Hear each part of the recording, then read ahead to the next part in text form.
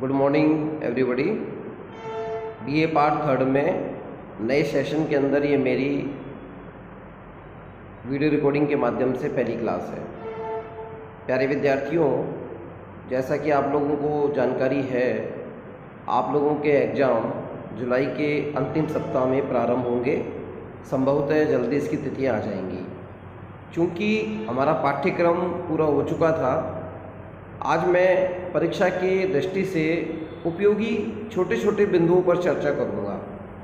ये बिंदु आपके छोटे प्रश्नों को हल करने में सहायता करेंगे और बड़े प्रश्नों की समीक्षा करते समय जो छोटी छोटी टर्मिनोलॉजी होती है, कई बार हम शब्द लिख तो देते हैं लेकिन उनका मतलब हमें पता नहीं होता।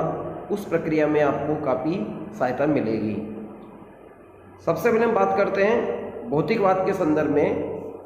भौतिकवाद शब्द जब भी आएगा, हम इसके संदर्भ में ये देखेंगे कि कार्ल मार्क्स ने द्वंद्वात्मक भौतिकवाद और ऐतिहासिक भौतिकवाद की व्याख्या की है। और ये जो व्याख्या की है, इसके अंतर्गत इन्होंने परिवर्तन को महत्वपूर्ण माना। और परिवर्तन विचारों का नहीं, या पदार्थ के परिवर्तन से इसका संबंध है।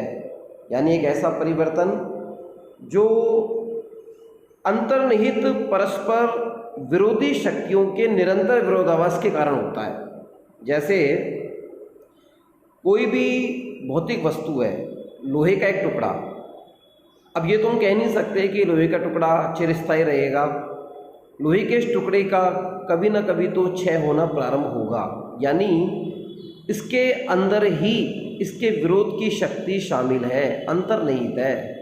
और ये अंतर्निहित होना इस विरोधी शक्ति के प्रारूप के रूप में भौतिकवाद की श्रेणी में आएगा, ऐसा कार्ल मार्क्स ने बताया। चूँकि वो पदार्थ की बात करते हैं, इसलिए भौतिकवाद में उन्होंने पदार्थ को महत्व दिया। जबकि हम कॉम्ट की बात करें या अन्य विद्वानों की बात करें तो वो विचार को ज़्यादा महत्व देते थे। यहाँ विचार को बिल्कुल महत्व में नहीं देना है। फिर आता है निषेध। निषेध को सामान्यतः हम एक अवस्था के रूप में देखते हैं जो कि गुणात्मक परिवर्तन का परिणाम होती है। अब यह प्रश्न उठता है कि गुणात्मक परिवर्तन क्या होता है। आप इसको यूँ समझें, एक बर्फ़ का टुकड़ा है, उस बर्फ़ के टुकड़े की स्थिति हमें मालूम है कि वो पानी से बना है लेकिन ठोस है। अब उसको हम किसी पात्र में रखकर ऊष्मा दें तो बर्फ़ पिघलेगी और वो उबलते हुए खोलते हुए पानी में परिवर्तित हो जाएगा, यानी गुण बदल गया। यानी वो निषेध एक अवस्था थी जो गुणात्मक परिवर्तन के परिणाम में आई। ठीक इसी प्रकार जब हम आदिम समाज की बात करते हैं तो आदिम समाज में जीवन जीने के तरीके अलग थे। धीरे धीरे उनके अंदर भौतिकवाद आने लगा, एक नई अवस्था आने लगी। आज व्यक्ति अपनी सामान्य दिनचर्या में पदार्थ और भौतिकवाद के वातावरण से घिरा हुआ है। तो ये निषेध है, एक नई अवस्था है जो गुणात्मक परिवर्तन की बात करती है। विद्यार्थी यहाँ ध्यान दें कि प्राचीन को प्रतिस्थापित करने के लिए जो प्रगतिशील परिवर्तन होता है, यानी बेटर टू बेटर, ये निषेध में आएगा। आदिम समाज में अगर हम एक छोटा सा उदाहरण लें कि वो लोग शिकार करते थे तो उनके औजार परंपरागत थे। आज भी जनजाति के लोग शिकार करते हैं, लेकिन वहाँ शिकार में उनके औजार जो हैं वो थोड़े आधुनिक प्रणाली में शामिल हो चुके हैं, तो इसे हम निषेध कहेंगे। ठीक इसी प्रकार निषेध का नियम, इसकी व्याख्या की गई। जब कोई वस्तु किसी प्राचीन व्यवस्था के निषेध के फलस्वरूप अस्तित्व में आती है तथा दोबारा इस वस्तु का निषेध गुणात्मक परिवर्तन के माध्यम से होता है, तो इसे हम निषेध का निषेध कहेंगे। अर्थात कोई भी प्राचीन व्यवस्था का निषेध था। जैसे मान लीजिए हम गांव में रहते थे, अब उसका निषेध आया कि हम शहरों में चले गए और आधुनिक हमने नई गेटेड सोसाइटी के रूप में निवास करना प्रारंभ किया। लेकिन कोरोना महामारी के संदर्भ में हम देख रहे हैं कि लोग वापस गाँव की ओर लौट रहे हैं। सीमावर्ती गाँव में जाकर अपना मकान बना रहे हैं, अपनी गेटेड सोसाइटी को छोड़ रहे हैं, क्योंकि आजकल इंटरनेट के माध्यम से वर्चुअल दुनिया उसको वहाँ भी मिल जाती है। तो ये निषेध के अंतर्गत आएगा। प्रश्न उठता है, गुणात्मक परिवर्तन किसे कहते हैं? किसी भी नए का प्रादुर्भाव या प्राचीन की विलुप्ति गुणात्मक परिवर्तन है। ये हम इतिहास के संदर्भ में समझ सकते हैं, किसी वस्तु के संदर्भ में समझ सकते हैं, या विचार के संदर्भ में समझ सकते हैं। उदाहरण के लिए एक प्राचीन विचार है कि प्रतिष्ठा को महत्व देना है। धीरे धीरे अब लोग प्रतिष्ठा से ज़्यादा धन को महत्व दे रहे हैं। कहीं ना कहीं पूंजीवादी संस्कृति में धन, वैभव ये ज़्यादा महत्व की वस्तु बन गए हैं। तो ये एक गुणात्मक परिवर्तन हुआ है, लोगों के व्यवहार शैली में एक नए प्रकार का बदलाव देखा गया है। ठीक इसी प्रकार कार्ल मार्क्स के चैप्टर में मात्रात्मक परिवर्तन की बात आती है। किसी भी वस्तु में ऐसा छोटा अथवा बड़ा परिवर्तन जिसमें वस्तु की पहचान परिवर्तित नहीं होती। यहाँ महत्वपूर्ण चीज क्या है? पहचान स्थापित है, लेकिन उसमें कुछ न कुछ बदलाव आएगा। जैसे हम भोजन ग्रहण करते हैं, तो भोजन ग्रहण करने के वही तरीके हैं, वही पकाकर हम खाते हैं। फर्क क्या है? फर्क आया कि भोजन को ग्रहण करने की प्रोसेस बदली है। पहले हम चूल्हा चौका कंसेप्ट में खाना खाते थे, आज हम उसको डिनर लंच के रूप में चेंज करके टेबल कुर्सी पर बैठकर एप्रिन लगाकर और हम एक नई प्रकार की पद्धतियों में भोजन ग्रहण कर रहे हैं। बदलाव आ गया, लेकिन भोजन करने का तरीका नहीं बदला। तो ये मात्रात्मक परिवर्तन होगा। अब कार्ल मार्क्स के चैप्टर में दो शब्द बहुत हर व्याख्या में काम में लिए जाते हैं। एक तो अधोसंरचना और एक अधिसंरचना। अधोसंरचना का जो संदर्भ है वो यहाँ पर सब स्ट्रक्चर से होगा, और अधिसंरचना का यहाँ होगा सुपर स्ट्रक्चर। अगर इसको हम एक पेड़ के प्रारूप में समझें तो पेड़ का तना जो है वो अधिसंरचना है और पेड़ की जड़ें अधोसंरचना है। मार्क्स ने उत्पादन प्रणाली के संदर्भ में जो समाज का बदलाव बताया है, उस बदलाव में अधोसंरचना और अधिसंरचना के विशेष महत्व डाले गए हैं। अधोसंरचना क्या है? मार्क्स के अनुसार किसी भी समाज की आधारशिला उस समाज की आर्थिक संरचना होती है। अगर इसको हम दूसरे वे में बात करें तो यह मूलतः उत्पादन प्रणाली से बनती है। उत्पादन शक्ति, उत्पादन संबंध, उत्पादन के तरीके, उत्पादन के उपकरण, ये सब मिलकर जैसे पेड़ की जड़ें गुच्छे के रूप में समाहित हैं, वैसे ही उत्पादन प्रणाली की आर्थिक शक्तियाँ ये सब मिलकर अधोसंरचना का निर्माण करती हैं। अब ये तो कटु सत्य है, अगर कोई पेड़ लंबी जड़ों वाला गहराई से भूमि में गया है तो उसकी आधारशिला मजबूत है, तो कहीं ना कहीं वो पेड़ काफी लंबा जाएगा, जैसे बड़ का पेड़। ऐसे ही अर्थव्यवस्था की उत्पादन प्रणाली मजबूत होगी तो वो अर्थव्यवस्था बहुत सुदृढ़ होगी, और यदि उसकी खोखली जड़ें हैं तो वो धराशायी होकर गिर जाएगा पेड़, वैसी अर्थव्यवस्था देश की गिर जाएगी। अब प्रश्न उठता है कि अधोसंरचना पर अधिसंरचना निर्भर कैसे करती है? तो देखिए, सब स्ट्रक्चर और सुपर स्ट्रक्चर में ये बहुत बड़ा एक समानार्थी भाव है कि अधोसंरचना में थोड़ा सा भी बदलाव हो जाएगा, इसका मतलब है उस जड़ पर टिके पेड़, उस संरचना, उस अर्थव्यवस्था में बदलाव होगा। यह समाज की अधोसंरचना पर टिकी व्यवस्था है जिसे हम सुपर स्ट्रक्चर कहते हैं। इसमें कानून, राजनीतिक, धर्म, सांस्कृतिक संस्थाएं आ जाती हैं। आप इसको ये मानिए, मैं एक उदाहरण देके आपको बताना चाहता हूँ कानून का। जब हमारी उत्पादन प्रणाली प्राचीन थी, परंपरागत थी, उस स्थिति में हमारे कानून के जो तरीके थे ना, वो लोक रीतियों के आधार पर, परंपराओं के आधार पर, और हम ये कह दीजिए कि अंधविश्वासों के आधार पर थे। जैसे हम कह देते हैं ना कि शनिवार को उस दिशा में यात्रा करनी है, नहीं करनी है, हमको बुधवार को कोई वस्तु खरीदनी है, नहीं खरीदनी है। इनका कोई लिखित रिकॉर्ड नहीं है, लेकिन हमारी किंवदंतियों के रूप में, हमारी मान्यताओं के रूप में एक ऐसी संरचना हम लोगों ने बना ली है जो संरचना यह प्रकट करती है कि हमको इन नियमों के अनुसार चलना है। अब हमारी उत्पादन प्रणाली यहाँ हाथ की चक्की वाली है, परंपरागत है, तो हमारे अंधविश्वास भी परंपरागत रहे, हमारी रीतियों पर विश्वास ज़्यादा रहा। आज चेंज आया और हमारी अधोसंरचना बदली। अब उत्पादन प्रणाली में जो हम लोग परंपरागत हाथ की चक्की पे थे, आज हम आणविक ऊर्जा तक पहुंच गए, सौर ऊर्जा तक पहुंच गए, यानी हाईटेक हो गए। तो आप देखिए हमारे कानून भी हाईटेक हो गए। जैसे अब डिजिटल कानून की बात आ रही है, साइबर कानून की बात आ रही है, लिखित रिकॉर्ड की बात आ रही है, आईपीसी की धाराओं की बात आ रही है। अब देखिए लिखित आईपीसी की धारा कितनी महत्वपूर्ण है तकनीक परिवर्तन से, क्योंकि छापाखाने आ गए, हमारे यहाँ पर डिजिटलाइजेशन हुआ, उसकी वजह से डिजिटल कानून आ गए। तो ये सब कहीं ना कहीं मार्क्स की दूरदर्शिता थी, जो पहले ही समझा गया कि भाई अधोसंरचना में, सब स्ट्रक्चर में कोई भी परिवर्तन होगा या बदलाव होगा तो अधिसंरचना उसके परिणाम से प्रभावित होगी ही होगी। ठीक इसी प्रकार कुछ प्रश्न हैं न्यूटाइप संदर्भ में। उत्पादन प्रणाली क्या है, वर्ग संघर्ष क्या है, पूंजीवाद और सामंतवाद में क्या अंतर होता है, हम इस पर चर्चा करें। उत्पादन प्रणाली का मतलब क्या है? यह इसका आर्थिक सामान्य भाव आता है, एक विशिष्ट तरीका होता है जिसके अंदर लोग जीवन उपयोगी वस्तुओं का उत्पादन करते हैं, वितरण करते हैं। उत्पादन की शक्ति और उत्पादन के संबंध दोनों से मिलकर उत्पादन प्रणाली को परिभाषित करते हैं। उदाहरण के लिए पूंजीवादी उत्पादन के तरीके सामंतवादी उत्पादन तरीकों से अलग होते हैं। वही बात, जब आपका इंजन था हमारे संबंध सीमित थे, तकनीक हमारी शून्यता पर थी।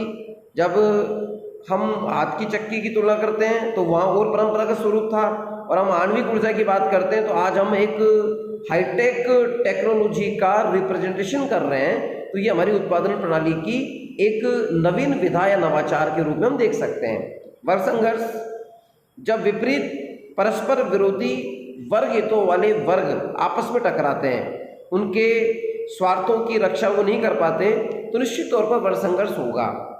आप सभी जानते हैं मार्क्स ने दो बड़े वर्गों की चर्चा की, पूंजीवादी और सरवारा।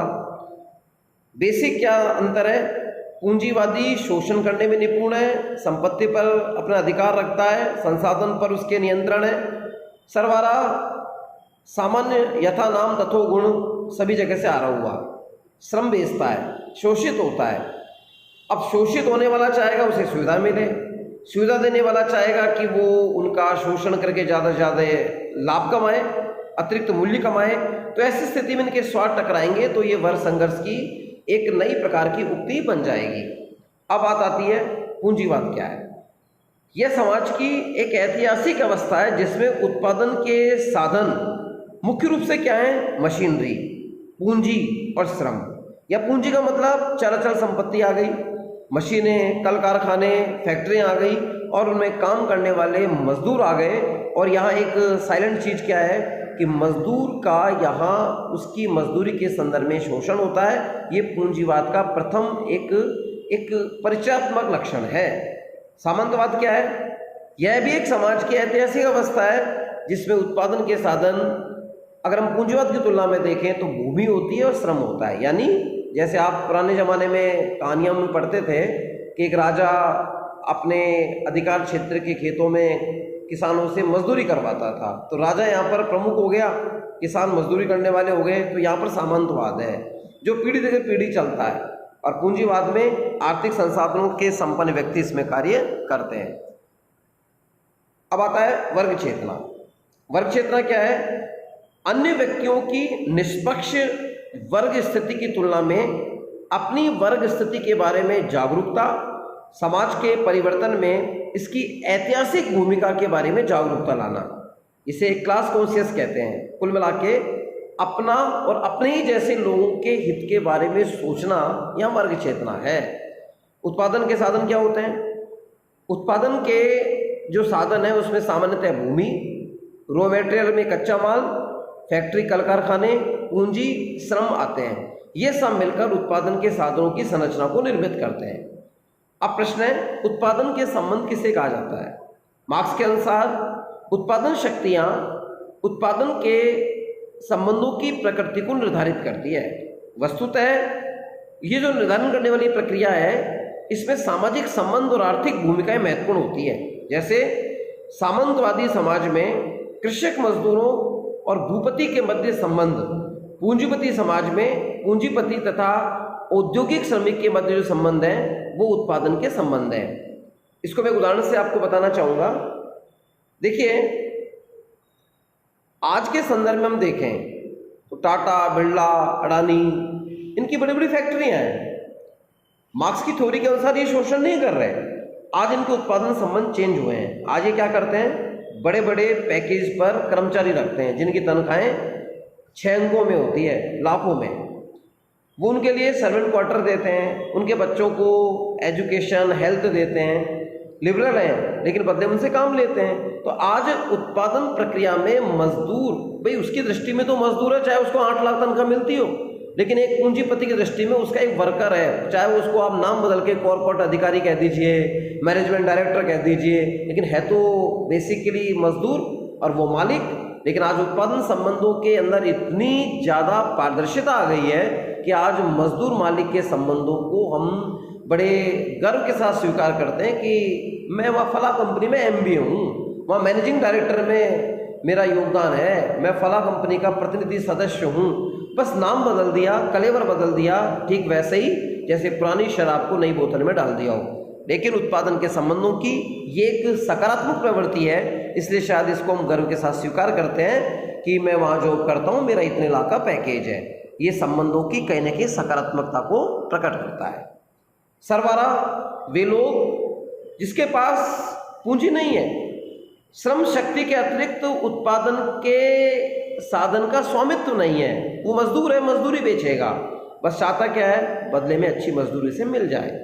सामंतवादी समाज में सभी भूमिहीन किसान जिनके पास जमीन नहीं होती, खेती में काम करने वाले मजदूर, और पूंजीवादी समाज में जितने भी औद्योगिक श्रमिक हैं, जो फैक्ट्रियों में काम करने वाले डेली वेजेज पे या परमानेंट सुपरवाइजर हैं, वो सब सरवारा की श्रेणी में आते हैं। वर्ग किसे कहते हैं? वे लोग जिनके उत्पादन के साधनों में समान संबंध होते हैं, अर्थात वे अपने सामान्य हितों के प्रति सामान्य जागरूकता पाई जाती है, ये सब मिलकर वर्ग का निर्माण करते हैं। मार्क्स ने 2 कंसेप्ट दिए थे, क्लास फॉर इटसेल्फ और क्लास फॉर इनसेल्फ। तो यहाँ वर्ग, अपने लिए वर्ग और अपने हितों के लिए वर्ग की बात आती है। वर्ग हित क्या होता है?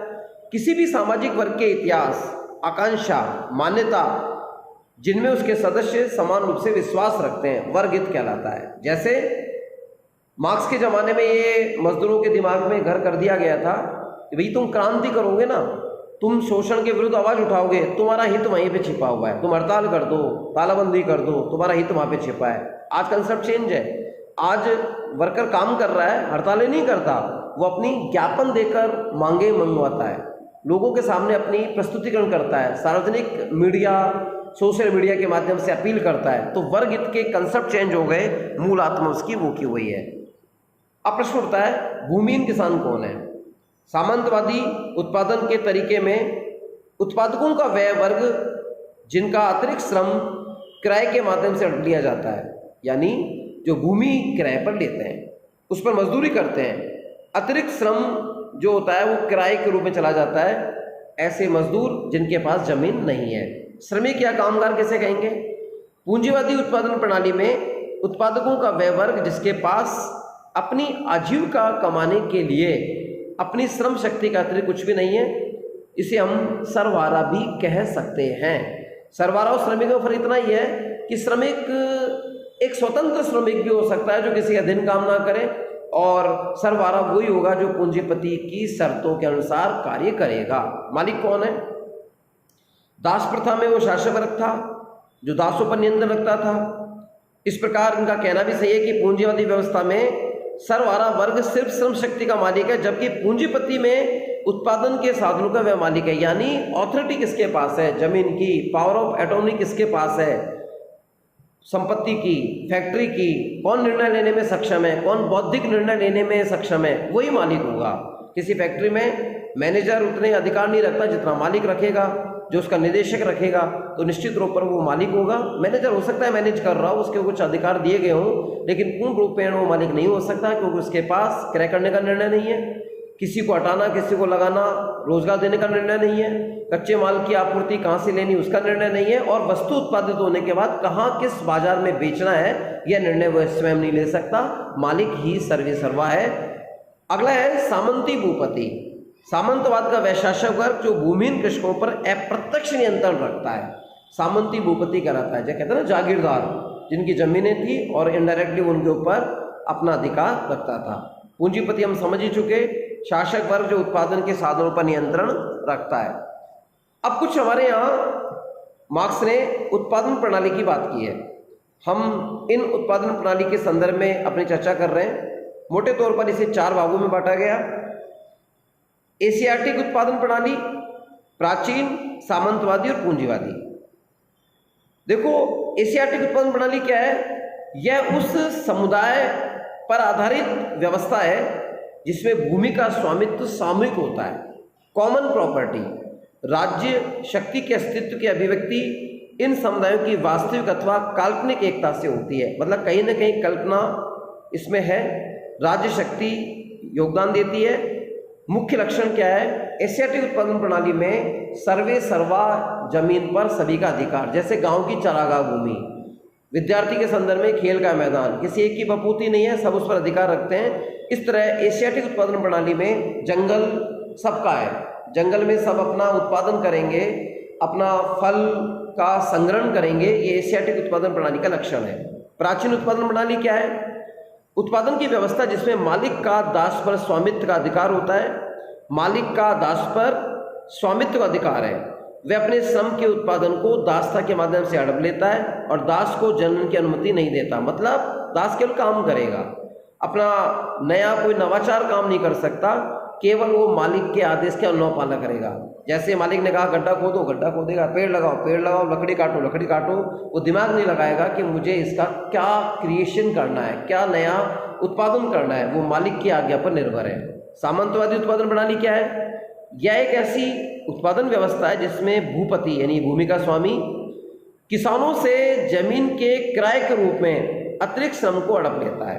यानी जमीन है, सामंतवाद उस जमीन को अपने अधीन करेगा और उसके किराए के रूप में उनकी संपत्ति को, श्रम को ग्रहण कर लेगा। पूंजीवादी उत्पादन प्रणाली क्या है? यह एक ऐसी उत्पादन व्यवस्था है जिसमें उत्पादन के साधनों का स्वामी पूंजीपति सरबराह वर्ग के लाभ के रूप में अतिरिक्त श्रम को करवाता है। यानी उसका एकमात्र लक्ष्य है अधिक से अधिक धन का संग्रह। इसी क्रम में बुर्जुआ वर्ग, पूंजीपतियों का वह वर्ग जो विकसित देशों में उत्पादन के लिए आवश्यक सभी कच्चे माल, उपकरण तथा उपभोग के ये सभी साधनों का स्वामी होता है। एंजल्स ने अपनी पुस्तक प्रिंसिपल्स ऑफ कम्युनिज्म में इस शब्द की व्याख्या की थी।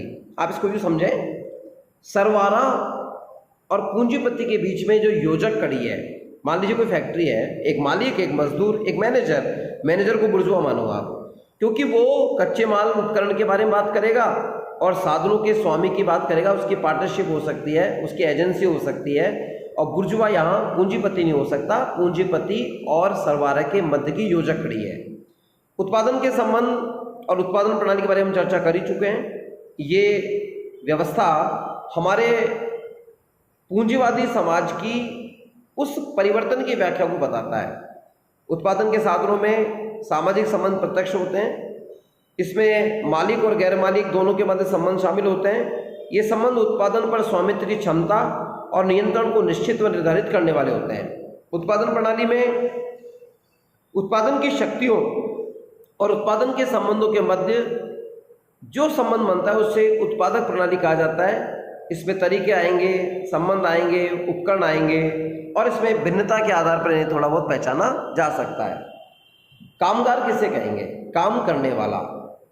पूंजीवादी उत्पादन प्रणाली में उत्पादकों का वह वर्ग जिसके पास अपना श्रम बेचना यही मुख्य लक्ष्य होता है। उसका उद्देश्य है आजीविका कमाना। वह अपनी श्रम शक्ति के अतिरिक्त कुछ भी नहीं रखता और जो भी मालिक होगा, चाहे वो पूंजीपति के रूप में पूंजीपति हो, सामंतवादी व्यवस्था में सामंत हो, उसका शोषण ही करता है।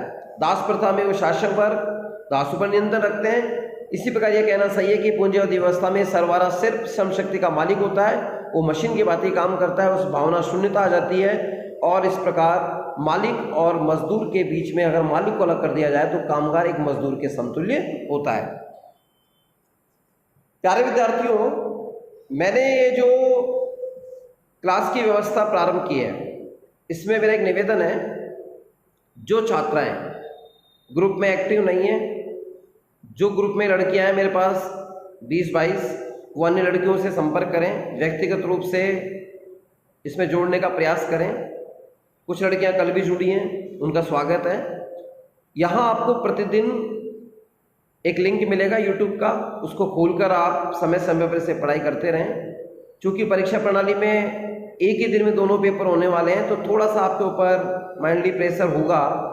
मैं चाहता हूं कि उस प्रेशर को आप कम करें और मेरे द्वारा बताए गए ये छोटे छोटे बिंदुओं पर हम चर्चा करें, इनको पढ़ें, समझें, मनन करें, तो निश्चित तौर पर आपको परीक्षा में अच्छे अंक प्राप्त होंगे।